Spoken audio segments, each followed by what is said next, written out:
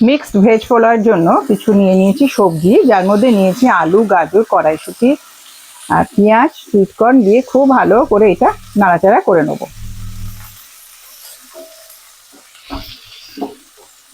আর নিয়ে নিয়েছি কিছুটা কাজু আর কিশমিশ ভেজে রেখেছি। এখানে কিছু শুকনো মশলা রোস্ট করে আমি হামানদিস্তায় কুটে নিয়েছি, যার মধ্যে দিয়েছি জিরে, ধনে, মৌরি আর গোলমরিচ। দেরাদুন রাইস আমি আগে থেকে ধুয়ে পরিষ্কার করে ধুয়ে রেখে দিয়েছিলাম জলে ভিজিয়ে। জল থেকে ছেঁকে নিয়ে চালটাও এর সঙ্গে দিয়ে দিলাম, দিয়ে খুব ভালো করে নাড়াচাড়া করে নিতে হবে।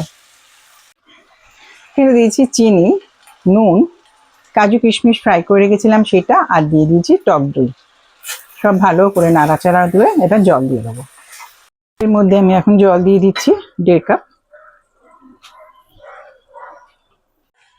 মিক্সড ভেজ পোলাও আমার রেডি হয়ে গেছে, আমি সার্ভ করে দিলাম। অসাধারণ টেস্ট হয়েছে।